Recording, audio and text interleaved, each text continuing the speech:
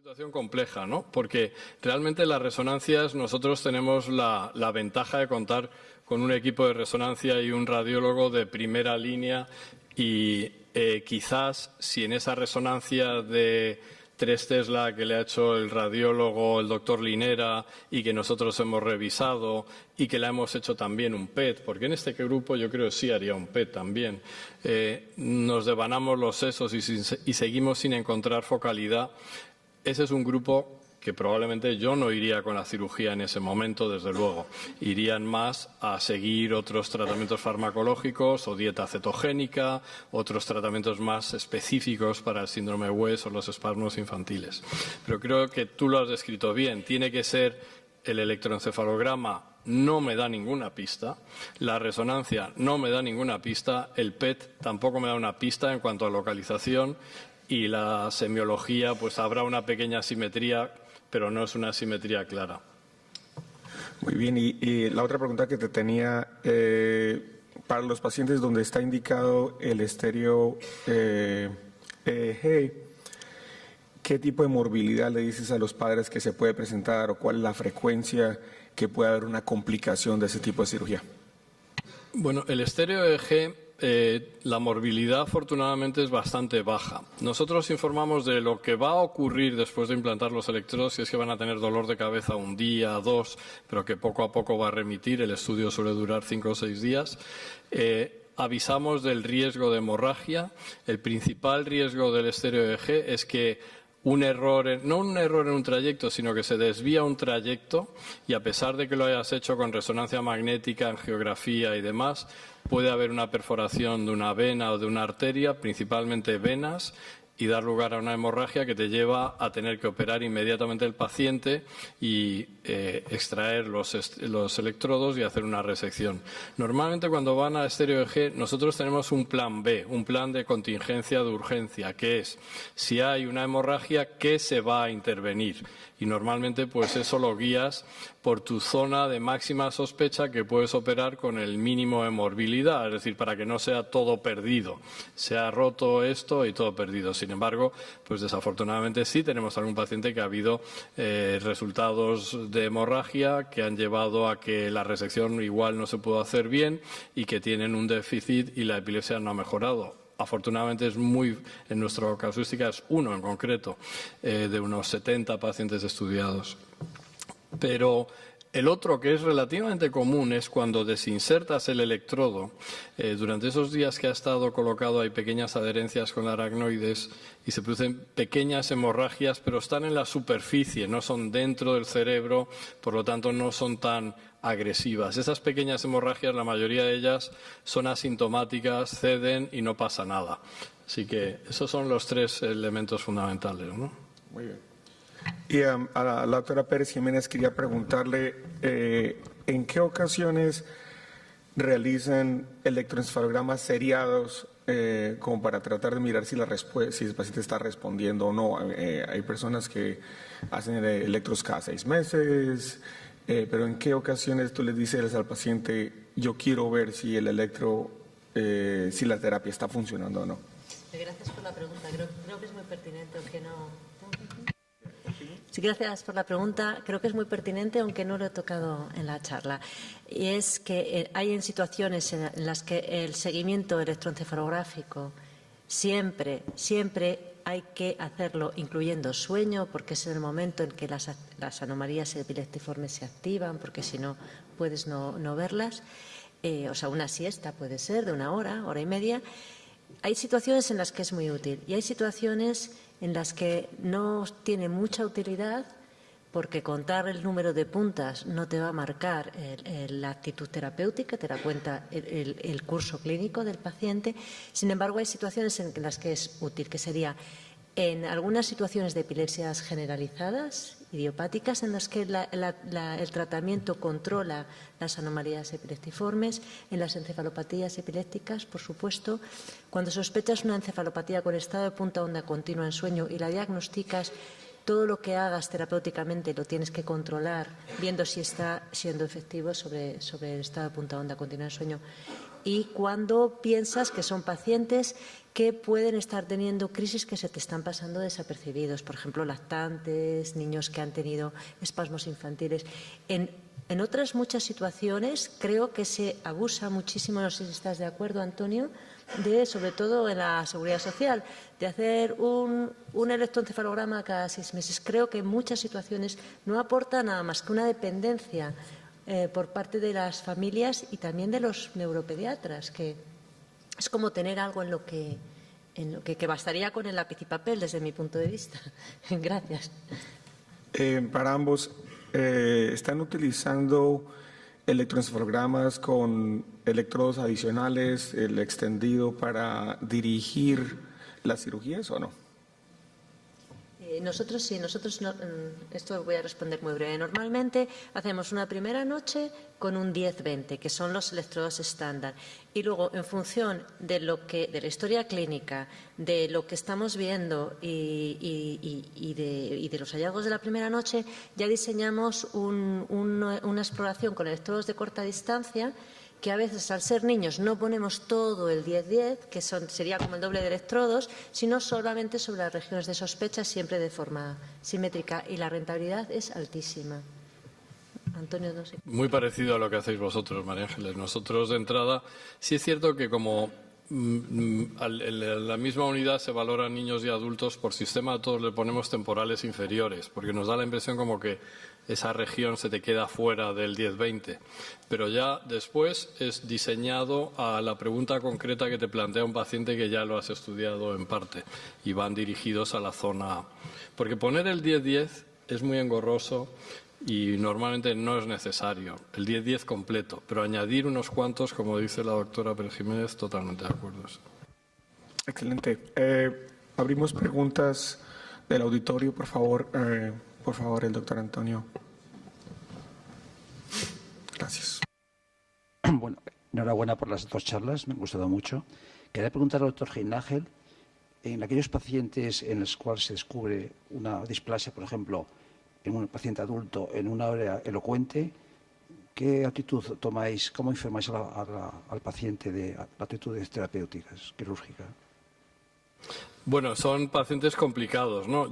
Pacientes con displasia en área elocuente son los que lucho con medicación al máximo y que me guío por eso, que a veces hasta el 8º fármaco consigues una mejoría suficiente.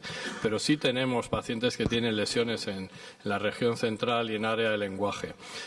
En alguna ocasión hemos intentado, primero, lo que hemos hecho es confirmar con estéreo EG que esa zona es, y si es posible hacer termocoagulación, que es una lesión relativamente pequeña, y si no es posible, la mejoría no es suficiente, hacemos radiocirugía gamma knife, que primero porque el abordaje no tienes que ir a través de tejido cerebral, sino que entras directamente en la zona mediante los rayos gamma, pienso que es un tratamiento menos cruento. Muy bien, preguntas adicionales. Otra pregunta. Ya. ¿El doctor Legido? ¿Es Fernando? Okay. Bueno, muchas gracias por vuestra presentación excelente. La belleza de la medicina es que continúas aprendiendo todos los días, ¿no? Quiero agradecerte, Antonio, que hayas hecho hincapié en la semiología clínica. Lo importante que es, puesto que en algunos casos es lo que realmente te ha orientado al diagnóstico definitivo o a empezar el diagnóstico definitivo, y que muchas veces nos olvidamos de hacerlo. La segunda pregunta rápida, ¿tenéis experiencia con el Dense Array EEG en relación con lo que decía el doctor Valencia? El Dense Array EEG es un tipo de electroencefalografía que puede incluir hasta 256 electrodos. No la tenemos porque el equipo es costoso y efectivamente sería una opción muy importante en este grupo de pacientes, pero el motivo por el que no lo tenemos es por el coste que conlleva comprarlo. Lo que sí usamos es la magnetoencefalografía. Claro, la magnetoencefalografía es todavía más cara, pero lo que pasa es que hay un centro que la ha comprado él y no nuestro hospital, y nosotros le costará a la compañía de seguros un paciente y no todo el equipo. Pero vamos, me encantaría poder disponer de él porque seguro que podremos, no sé si tú debes tener más experiencia y a lo mejor puedes aportar algo. No, tenemos un compañero en New Jersey que la hace y vosotros lucháis con las compañías de seguros, nosotros luchamos con la administración de los hospitales constantemente también, ¿no? Pero lo importante es que te puede permitir una mayor localización. Creo que en conjunto es más barato que la Magneto y te puedes aportar también a imagen funcional adicional, ¿no? Como con la Magneto. Yo quería muy brevemente, quería añadir que nosotros tenemos muchísimo interés en hacer un proyecto utilizando el High Density EEG. Hay gente que lo está usando en Suiza y hay gente que lo está usando en Portugal, porque creo que lo puedes hacer dentro de un laboratorio de EEG, de un hospital, no es como en la Magneto. Creo que tiene muchas posibilidades, sobre todo nosotros queremos empezar a usarlo en pacientes no lesionales, junto con otras pruebas de neuroimagen funcional, etcétera. Creo que ahí hay un futuro muy prometedor, que está infrautilizada, por supuesto.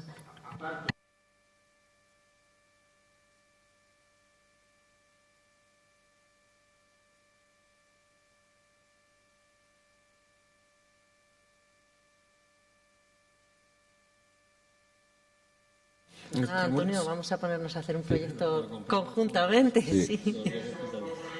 Sí. Es un intermediario nuestro compañero de New Jersey de la compañía. Perfecto. Muchas gracias. Bueno, yo voy a preguntar sobre la Magneto, ya que estáis hablando de eso. Si alguien tiene algo más de información, explicarlo, porque yo no tengo información, me gustaría saberlo. Y quería preguntar a María Ángeles, ¿tenéis algún protocolo de estudio de electroencefalografía en trastornos del neurodesarrollo, viendo que los TAs y los TH tienen tantas alteraciones de la actividad eléctrica cerebral? ¿Hay por ejemplo, en el autismo hay un protocolo de estudio?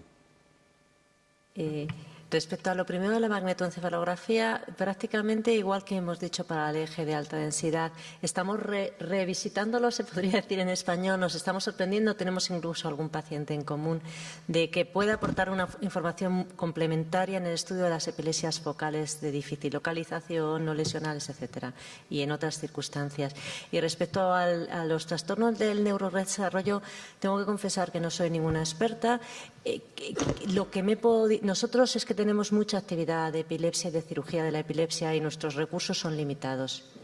Lo que se suele encontrar en trastornos del neurodesarrollo es que se encuentran alteraciones electroencefalográficas con frecuencia muy variadas y a veces son difíciles de interpretar. El significado práctico la consecuencia práctica de lo que puedas encontrar no está, creo, yo no soy ninguna experta, por lo que he leído, por lo que he oído, no está muy demostrado que realmente, en fin, que pueda interpretarse como en otras patologías, como la epilepsia. Pero a lo mejor tú puedes aportar algo en este sentido, por tu experiencia o tu opinión, no lo sé. Ayer estuvo hablando de este tema y tuvo Roberto Tuchman, que tiene también mucha experiencia en epilepsia y TEA, ¿no? Y bueno, se comentó, entre otras cosas, la relevancia de los hallazgos electroencefalográficos, pero que no siempre implican la necesidad de un tratamiento específico, y la importancia, en mi opinión, es que hay que hacer en estos casos un seguimiento, una valoración neuropsicológica específica, y si es un tratamiento, hace un seguimiento en 3 o 6 meses para ver si hay una mejoría clínica y también una mejoría del registro electroencefalográfico. Depende de cada paciente, pero yo no estoy en contra de dar un tratamiento si se hace un seguimiento para ver si hay un cambio clínico y neurofisiológico, ¿no? Yo tampoco. Quizá nos está diciendo algo en el electroencefalograma que no sabemos leer bien, que tendremos que a lo mejor hacer procesamiento, análisis de frecuencia, etcétera, etcétera. Quizá es eso, que no lo sabemos leer. Bueno, pero en todo caso yo sí lo pregunté a Roberto y estaba un poco escéptico, pero yo creo que siempre habría que hacer un estudio neurofisiológico en los niños con trastornos del neurodesarrollo a la vista de estas alteraciones. No podemos estar sin saber lo que pasa, porque luego hay muchas sorpresas, ¿no? Sí, por supuesto. ¿Alguna otra pregunta del auditorio?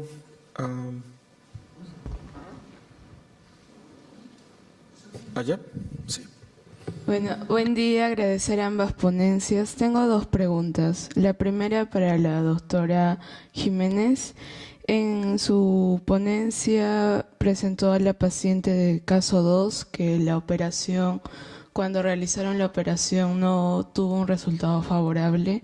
No sé, o sea, si de repente hubiese sido mejor hacer un examen genético para comprobar la mutación y así evitar un poco el riesgo, o no sé de qué otra forma se podría evitar el riesgo para ya no hacer una operación. Y mi segunda pregunta es para el doctor Gil. ¿Cuál sería el tiempo mínimo que debe tener, o sea, para decidir acerca de hacer una operación o no? Porque sí dijo un tiempo máximo de 2 años, pero ¿cuál sería el tiempo mínimo que debes evaluar el tema? Y también para reducir el riesgo, ¿no? Tanto de mortalidad como de favorable, ¿no? Para que sea una operación favorable. Gracias. Estoy de acuerdo, es algo de lo que se discute ahora en la gente que hacemos cirugía de la epilepsia en niños pequeños. En el caso de esta paciente, cuando se operó, apenas se hablaba de la genética de las epilepsias en las encefalopatías epilépticas y menos aún cuando encuentras una displasia cortical focal. Esta niña tenía una displasia cortical focal tipo 2B. Ahora, yo creo que hoy en día sería partidaria de los niños con encefalopatías epilépticas y precoces, aunque hay una lesión en la resonancia, que hay una displasia, de hacer un panel de encefalopatías epilépticas genético a todos. Y en algún caso podemos decidir la cirugía, pero en otros probablemente no. Aquí es un poco un tema de debate. No sé si alguien quiere hacer algún comentario en este sentido. Tiempo mínimo. El tiempo que te lleve probar 2, 3 fármacos, que normalmente te lo marca la frecuencia de crisis. Niños que tienen encefalopatías epilépticas, eso lo puedes ver fácilmente en 1 año. Y puedes incluso probar algún fármaco más por el que tú tienes más interés que lo intenten, porque te da la impresión que se parece a aquel otro paciente que respondió muy bien a ese medicamento. Entonces, tienes en 1 año o 2 años en una encefalopatía epiléptica la posibilidad de probar todo lo que se debe hacer. Yo creo que es importante a la hora de establecer tiempos esos hitos que se dan a los 3, a los 6 años. Los 3 primeros años son fundamentales, ¿no?, para ese desarrollo cognitivo. Si una epilepsia ha empezado con 1 año y tienes la oportunidad de operar, debes operarlo antes de que se cumplan los 2, 3 para que llegue ese periodo de su vida sin crisis a desarrollar el máximo. Si es una cuestión que te preocupa ya el lenguaje, porque es una epilepsia que se inició en el 4º o 5º año, pues ten cuidado que se acerca al 6º, que de nuevo marca otro hito. Si son epilepsias ya posteriores al 6º o 7º año, ahí tienes esa fase todavía de plasticidad alargada, pero que también cuando llega a la adolescencia hay otro pico de plasticidad que quieres que llegue a él en las mejores condiciones. Así que tienes que jugar también con los plazos un poco neurobiológicos, pero nunca demorar más de lo necesario para probar 2, 3 fármacos si es un paciente que de entrada parece quirúrgico, ¿no? Creo que tenemos tiempo para una última pregunta. Antonio, ampliando la pregunta que ha hecho la colega, ¿cambia tu perspectiva en el lactante? Y en relación con esto me refiero, por ejemplo, a el énfasis que la doctora Elaine Wiley en la clínica Cleveland ha venido haciendo, particularmente en lactantes, de acelerar el proceso de evaluación y plantear el tratamiento quirúrgico lo antes posible. Yo creo que sí, pero eso preferiría que lo conteste la doctora Pérez Jiménez, que tiene más experiencia con lactantes. Nosotros, lactantes, tenemos pocos en nuestra serie quirúrgica, principalmente son niños a partir del 1 año y medio, todos ellos. Si la indicación es clara, cuanto antes mejor, absolutamente. Y hemos presentado un lactante. Es tremendo como a veces ves que hemos visto deteriorarse delante de nosotros a niños que podían haberse operado, y has operado luego niños antes que son en espejo, que son similares a niños que los estás siguiendo y que se han operado más tarde y que tienen un deterioro que no se recupera. El tema que tenemos en España, yo creo que es un momento adecuado para decirlo, es que tenemos pocos recursos en este sentido. ¿Estás de acuerdo? Muy pocos recursos. Es algo que que yo creo que desde la sociedad hay que impulsarlo para que haya unos centros en los que se hace cirugía de la epilepsia en niños con más capacidad de atender a los pacientes. Gracias. Creo que tenemos una última pregunta acá. Sí, antes buenos del días. receso. Felicidades por las dos ponencias. Mucha información, pero clara. Y me han quedado dos preguntas. Una es, vamos a ver, una epilepsia catastrófica, pero que la medicación estabiliza,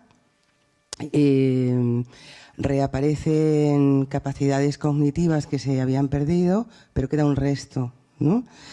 Significa que si ese sujeto ha mejorado, las personas que le cuidan dan cuenta de que además eso crece en el tiempo, es decir, las capacidades cognitivas, pero queda ese resto, ¿significa que ese resto finalmente va a tener más poder de deterioro cognitivo que la capacidad de evolución del sujeto? Esto por un lado. Y luego, por otro lado, en el resto epiléptico nocturno, al que le da tanta importancia, la pregunta va dirigida a los dos, pero usted, la doctora Jiménez, al sueño le ha dado muchísima importancia y a su vigilancia. ¿Cómo es posible que cuando una medicación consigue estabilizar, a pesar de que se sabe que queda un resto, cómo es posible ver que conviva la actividad epiléptica nocturna, que se sabe que la hay, con un descanso profundo? Es decir, cómo el cerebro consigue hacer dos cosas contradictorias al mismo tiempo.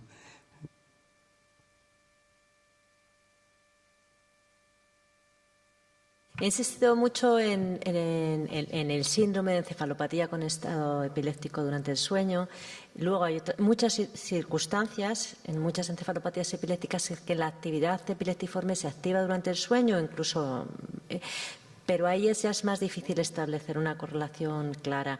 Otra cosa que interfiere mucho el sueño, eso sí lo hemos demostrado, es los despertares continuos por crisis continuas. Los niños que tienen muchas crisis por las noches no descansan bien y eso se refleja luego en el aprendizaje. Quizás si es una patología que tienes una lesión que se asocia a anomalías y eso se activa en el sueño, puede ser que no podamos establecer una correlación clara entre alteraciones cognitivas, un deterioro y esas alteraciones. Es decir, el objetivo en algunos pacientes no es quitar la actividad epileptiforme durante el sueño, porque no la vas a poder tampoco quitar. Vale, gracias. Creo que una última pregunta breve aquí. Sí, bueno, intentaré ser breve. Julián Isla, Federación Europea de Síndrome de Dravet.